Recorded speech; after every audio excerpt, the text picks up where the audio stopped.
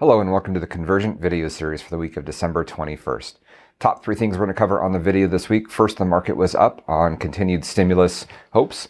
Two, we're going to talk about a lot of mixed economic data that we got in last week. And finally, we are going to touch on the aforementioned stimulus deal that was agreed to over the weekend. Before we jump into the data, I hope you all had a great weekend. Just wanted to let you all know this is going to be the last market update video we're going to do for the year. We're going to all take a little bit of time off over the holidays and get a chance to refresh and recharge and kind of hopefully be able to start looking past 2020. I know all of you are probably hoping to get through here and put 2020 in the rearview mirror. So we have a lot of exciting things coming in 2021. We are going to be looking at doing a lot more video and a lot more content on things that we think will be valuable for you. So just keep an eye out on that as we head into 2021.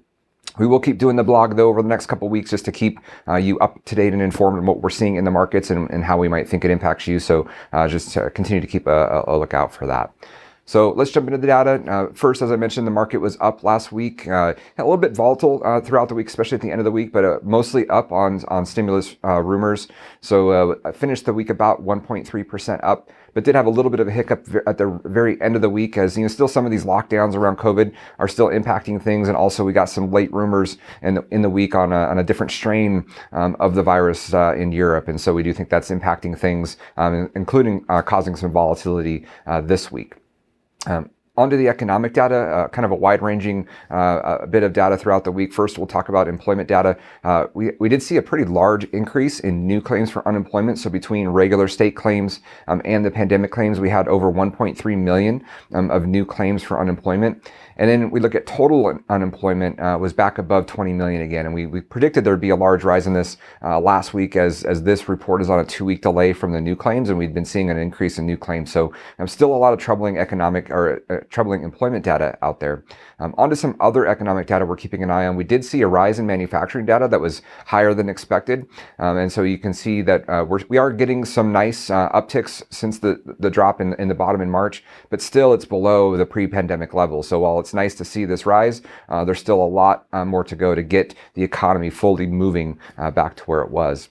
And where one of the areas that you can see that is on the flip side of manufacturing. We actually saw a drop in retail sales. And retail sales is one of the areas that really led things back over the summer as stimulus was providing significantly extra benefits on unemployment as well as direct checks to individuals. And we saw that taper off as those stimulus dollars ended late in the summer. So that's just continuing in the November report. So pretty troubling that, even with this new stimulus deal, I'm not sure that there's going to be enough there, at least in the short term, to really get that number moving back up again.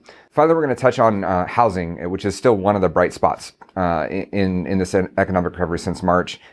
New housing starts up again last month and continue again to be one of the real bright spots of this economic recovery. But still, as you can see from all of these different economic data points, we're still kind of feeling that it's not, the economy is not at full steam as we're getting all of these mixed numbers across the board.